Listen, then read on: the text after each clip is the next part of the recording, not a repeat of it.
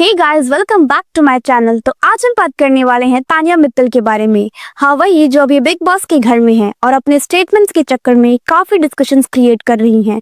देखो, तानिया का एक पैटर्न सा लगता है। वो अपनी लाइफ के बारे में कुछ स्टोरीज बताती हैं, फिर उसके साथ एक इमोशनल बैकग्राउंड ऐड करके अपने बिहेवियर को जस्टिफाई करती हैं। मतलब हर बात का एक इमोशनल एंगल क्रिएट कर देती हैं। बट प्रॉब्लम ये है ना, वो स्टोरीज रियलिटी से मैच ही नहीं करती और अब उसकी फैमिली भी वही कर रही है।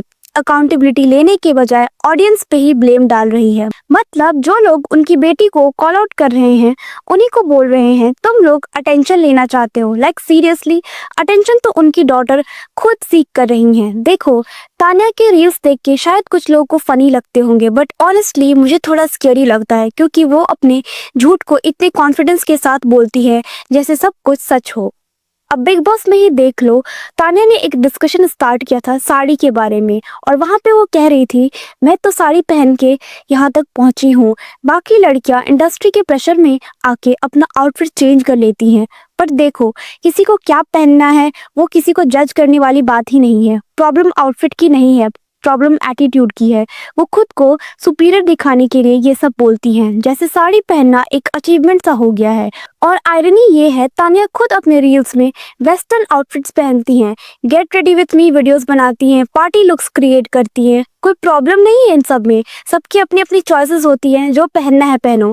लेकिन जब वो बोलती है I am not like others, मैंने ऐसा सब नहीं किया, तब वो सब कुछ झूठ लगता है। फिर उन्होंने शो में बोला कि उनके पेरेंट्स ने उन्हें कभी घर से बाहर नहीं जाने दिया, वो घर से 6 बजे के बाद बाहर नहीं निकलती थी और उनके पेरेंट्स ने उन्हें कभी ग्वालियर से बाहर जाने की परमिशन नहीं दी। तो ये सब थोड़ा एग्जैजरेटिंग लगता है। ओके, मे भी थोड़ा रिस्ट्रिक्शंस रहा होगा, बट कंप्लीटली बाहर नहीं जाने दिया, ये बात थोड़ी वियर्ड लगती है, क्योंकि उसके कॉलेज की फोटोज, हॉस्टल की पिक्चर्स सब पब्लिक है। मतलब क्लियरली वो सोशलाइज करती थी, इवेंट्स में भी गई हैं, फ्रेंड्स के साथ नॉर्मल लाइफ भी स्पेंड किया है। तो अब ये मैंने दुनिया ही नहीं देखी नैरेटिव थोड़ा ओवर ड्रामेटिक लगता है। और तान्या का एक और क्लेम था कि वो सिर्फ 12th पास आउट है, बट उसके पोस्ट में आप कॉलेज के पिक्चर्स भी देख सकते हो। चंडीगढ़ यूनिवर्सिटी ने भी उनके लिए एक अप्रिशिएशन पोस्ट डाली थी, तो क्लियरली वो कॉलेज गई थी। पर अब ये नैरेटिव बनाना कि वो सिर्फ 12th पास आउट है, और उन्होंने एक इंटरव्यू में ये भी बताया है कि वो टॉपर रही हैं और उनके पास आर्किटेक्चर की डिग्री है। अब देखो, कुछ लोग कंपल्सिवली झूठ बोलते हैं, हर बात में ट्विस्ट डाल देते हैं, उसी को कहते हैं पैथोलॉजिकल लाइंग। और जब तान्या एक्सपोज होने लगी तब उसकी फैमिली ने एक स्टेटमेंट डाला, please wait until her journey is complete before passing judgement, your allegations may win you attention but leave scars that last a lifetime. मतलब ऑडियंस को ही अटेंशन सीकर बोल दिया, अपनी बेटी के झूठ पे कोई बात ही नहीं कर रहे हैं।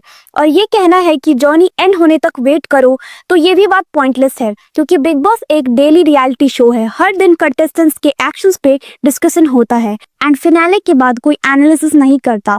और ऑनेस्टली लोग अपने मन से कुछ नहीं बोल रहे, जो कुछ भी डिस्कस हो रहा है वो खुद तान्या के स्टेटमेंट्स की बेस पे हो रहा है। तो फिर ऑडियंस गलत कैसे हो गई? और तान्या ने ये सब भी कहा है कि मैंने अपने बाल कभी नहीं धोए क्योंकि मेरे पास स्टॉक्स हैं।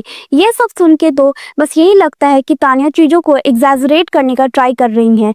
पहले एक इंटरव्यू में तान्या खुद कह चुकी हैं कि उनकी मॉम उनसे घर के काम करवाती थी और कुकिंग करवाती थी, और बिग बॉस के घर में जाके कह रही हैं कि तान्या ने कभी कुकिंग नहीं की, घर के काम नहीं किए, उनकी मॉम ने भी कभी कुकिंग नहीं की और घर के काम नहीं किए। देखो, घर के काम किसी को करने हैं या नहीं करने वो उनकी पर्सनल चॉइस है, लेकिन जिस तरीके से वो चीज़ों को एग्जैजरेट करती हैं तो वो थोड़ा वियर्ड लगता है। तो अब किस वर्जन पे बिलीव करें? और उनके इंस्टा बायो में लिखा हुआ है spiritual story teller on the mystic path. मतलब क्लियरली वो अपनी इमेज बना रही हैं कल्चर्ड और स्पिरिचुअल वुमेन वाली। पर ऑनेस्टली लगता है ये सब इंटेंशनल है, वायरल होने के लिए। देखो, उर्फी जावेद का एग्जाम्पल ले लो, पहले इंटेंशनली वियर्ड आउटफिट्स पहनती थी ताकि लोग नोटिस करे।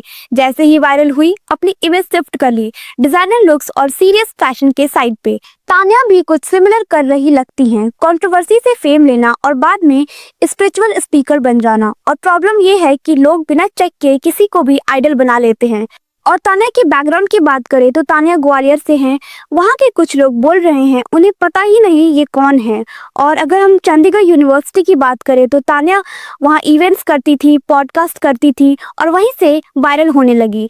लोग कल्चर और फेथ के नाम पे इमोशनल हो जाते हैं और कुछ लोग इसी इमोशन का फायदा उठाते हैं। वो प्रिटेंड करते हैं कि मैं कल्चर को प्रोटेक्ट कर रही हूँ, पर एक्चुअल गोल होता है फेम। अब बिग बॉस के कंटेस्टेंट्स उसके झूठ को कॉल आउट करे भी कैसे? उनको बाहर की रियलिटी का आइडिया ही नहीं है। मे बी जब कोई वाइल्ड कार्ड कंटेस्टेंट आएगा जिसे सब पता हो, तब तान्या प्रॉपर्ली एक्सपोज हो। और एक बात तो माननी ही पड़ेगी, तान्या का डिलीवरी स्टाइल बहुत स्ट्रॉन्ग है। वो कॉन्फिडेंटली झूठ बोलती है बिना हेजिटेशन के। ऐसे लोग डेंजरस होते हैं क्योंकि वो इजिली ऑडियंस को मैनिपुलेट कर लेते हैं। आज वो एक्सपोज हो रही हैं, बट 1 महीने पहले तक लोग उसके इमोशनल रील्स पे लिख रहे थे you are so inspiring, so pure. तो क्लियरली उसका गोल लोगों को इमोशनल ट्रैप में लेना है।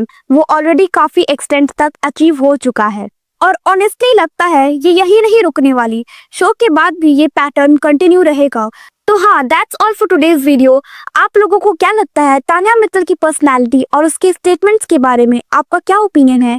कमेंट सेक्शन में जरूर बताना। और अगर आपको वीडियो पसंद आई हो तो लाइक, शेयर एंड सब्सक्राइब करना मत भूलना। See you in the next one. Take care and thank you for watching.